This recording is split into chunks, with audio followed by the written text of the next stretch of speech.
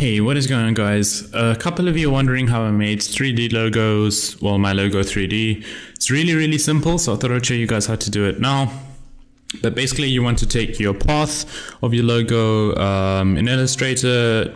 This is your path. It's basic, it's really simple. In Photoshop, if you have a path or you just have a logo, I can show you how to make it an outline. I'm going to combine these two and then I'll just move it out of here. To make an outline over here, you just make a selection, go into select, right click, and then say make work path, and then it'll generate a work path that way. This one is sometimes inaccurate, as you can see, it's like off the edges and stuff, but that's a really quick way, or you can just draw it yourself. But I'm going to use this as an example. Then you go to File, Export, I believe. I haven't done this in this version of, Paths to Illustrator. My computer's freezing up. Paths to Illustrator, and then work path, okay, and then I'll ask you, and then just export it as that, and I'll export it as an Illustrator lines. Now in Illustrator, you can simply, go to Save As, and then I'm just gonna put an SSSS and desktop, and then you want to save it as a Illustrator 8 file. This is the only way that it'll work in Cinema 4D. We're going to be using Cinema 4D, and it's very basic stuff, so you can download Cinema 4D you can download all these programs I have anywhere, so it's not like it's an issue of having Cinema 4D. Then I'm going to use those work paths over here. I think I actually have a saved version of Michael's work path, Michael remake. There we go. I have his exported in already. That's a more accurate version, but I'm just going to show you how to do it. You just take this is the one that I exported out of Illustrator, and then just drag it in, click OK, and that's the wrong one. Yeah, this is the right one, and then you have your work path. This just was hidden, it was hidden in here, that's why you can't see it. There it is. So I'm just going to close these. I don't need this anymore, and I also don't need Photoshop. I'll close that as well. My PC is really slow today. It's been slow recently. I don't know why. I think it's my dad. So that's how you get your parts. If you want these to be together, you just select them both. Why aren't they selecting? Right click, connect objects plus delete. You can just drag it out, and then you will have your path like that. But today I'm going to use Michael's one instead, which is actually saved. My bad. User objects, Michael remake.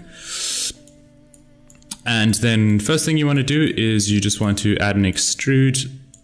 Then you put the extrude, and then I would make this maybe 200-ish, 220. Let's make it 220. Ooh, that's really big. Let me actually just do this first. I'm gonna make this 1920 by 1080p. You can use whatever resolution you want. 1080. And I'll keep that like that for now. And this seems a bit long. Let me try 150. Let's try 120. Let's try 90. Trial and error, boys. 80, 70. I want it to be nice. Okay. Then we're going to go to cap, fillet cap here as well. And then I guess 5 is okay. I want to let's make it 4. I'm gonna make the fillet caps 4, and then I guess that's all for the first one. And then all we're gonna do is we're gonna duplicate this. Holding down Control, you can duplicate it. And then this one we'll just make the caps a bit bigger. Here, this should be 4. And I'll just make the caps maybe like 10, 15, 15. And then I'll make it a lot shorter, maybe 30. And then if I move it in, this is what we're making right now. So we're just gonna adjust the caps maybe to around that size. And right now it looks very dull, but you'll see where it comes into place. So all I'm gonna do is I'm just gonna copy the positions. There, yeah. If you copy this position, say apply, they should be in the same place, but I actually want this to be centered. So that seems pretty cool. It seems good. I'm just gonna make it a bit longer though. Maybe something like that. Let's try 50. 45. I like being accurate, don't judge. What I'm going to do is I'm just going to take the 2 and right click, group objects, and then you have a null, and then I'll name this Michael logo. Okay, and then you want to go right click. I'm actually just going to save this in case it does crash. Okay, and then we get into the textures. Now I'm gonna make the outer part white, and then I'll make the rest blue. So we're gonna have a reflector. We're gonna go add legacy reflection. Let me actually just take the other ones I have instead of, and then I'll just show you what's inside them, because those are a lot better. So I have my presets over here. These are called outline. Outline. Yeah, these two. Outline 3. So in these, I have a white color. I actually have a white texture color. I could just change it there. But this is just how I set it up. And then I have a luminance at brightness 15% and max strength, min strength at mix strength at 40%. Hello.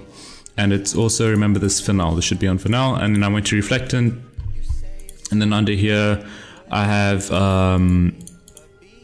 50% reflection brightness. And then under the reflection, I have brightness 25, 60. It's all about filling around in the reflections. It depends on how you want it to look.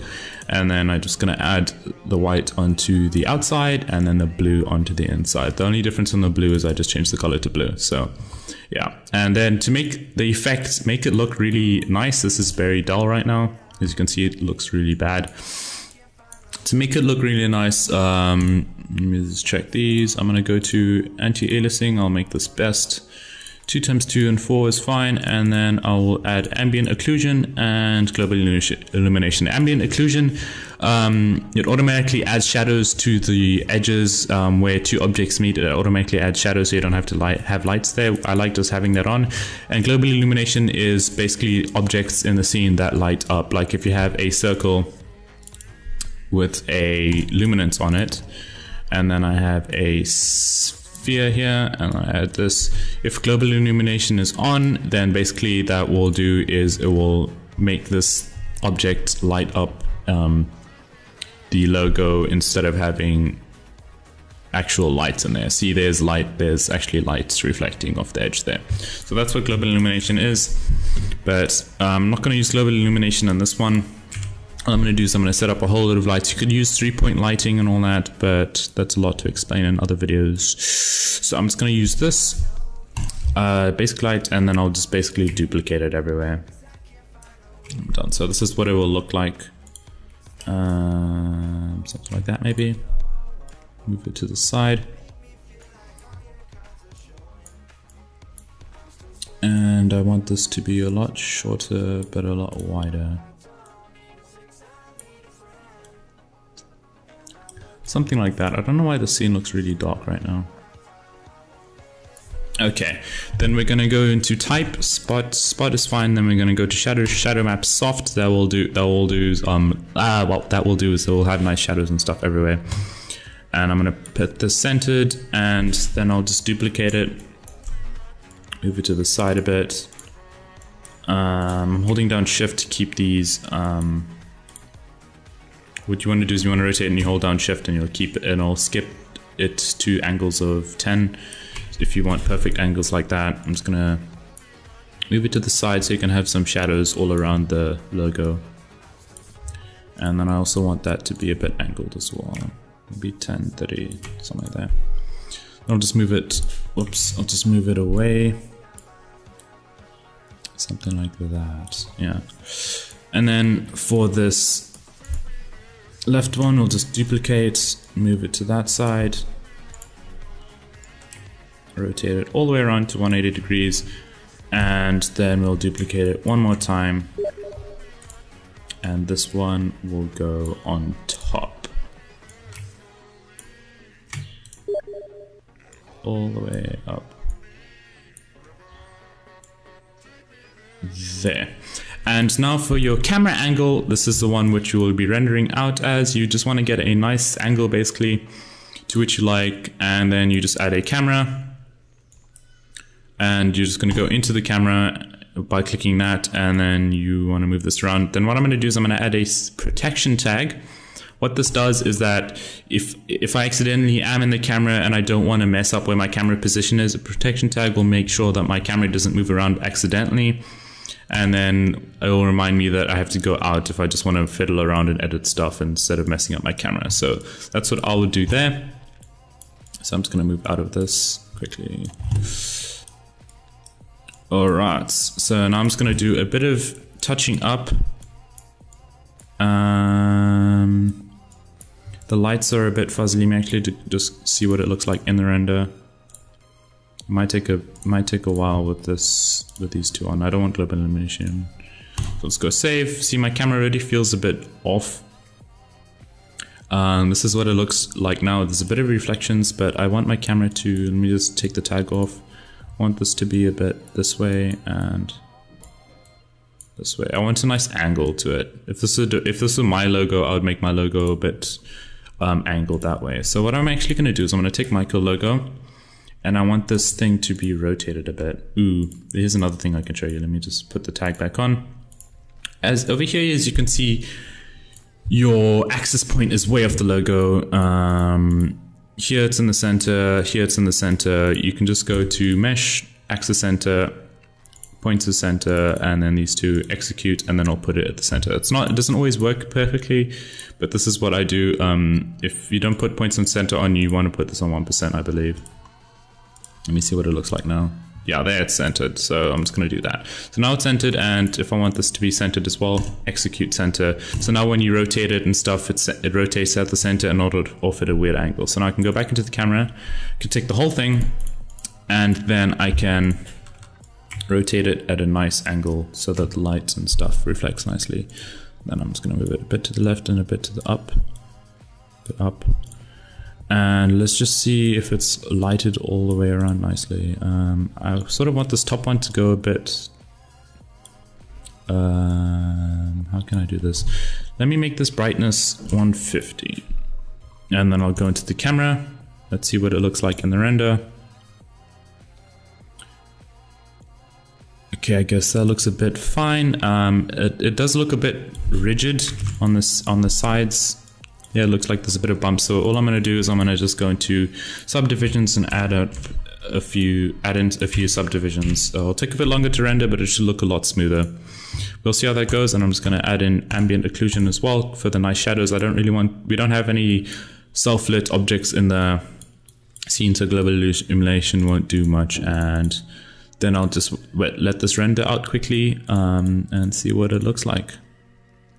Another thing, if you want the background to be transparent instead of black, what you do is you just click alpha channel there and you change it to PNG. So now I can go and edit this in Photoshop as well. So I'm just going to give this a name. It'll be Hey Smexels Render. Okay, so now the render is done. This is what we have. You could, if you have bigger objects, if you want it to be higher resolution, you could just go and export in higher resolution. Then I'm going to go into Photoshop, and I'm not going to show you how I made it look a lot better, because that takes a lot of time, and it's going to take a long time. So I'm just going to load up a preset. This is what I have with a whole load of adjustment layers on, and for the background I just used I actually used this off another wallpaper, off another channel art. So this background, I can't really explain this to you because, as you can see, there's a lot of different effects. You'll have to go and learn how to make nice backgrounds and stuff with a lot of gradients. But I just added a few adjustment layers. As you can see over here, I have quite a lot of nice presets of adjustment layers and gradient maps and stuff. And I just added a mask onto the logo. I'm actually just going to go and take out the logo to show you how I did it there. It's going to drag this in, put it in that position. I did this for the altitude logo as well. As you can see, the altitude's nice and shiny. It's all about your lighting and how you set it up if you want it to look more reflective and stuff. So I just took this, delete that layer mask, and then I held down Alt, and then I just replaced all these other layer masks. Boom. And that's what that's how I made it look nice. I'm using this on my channel art and my YouTube picture currently. So yeah, that's how you make your logo 3D. I hope you guys enjoyed. Have a great day, and I will see you on my next video.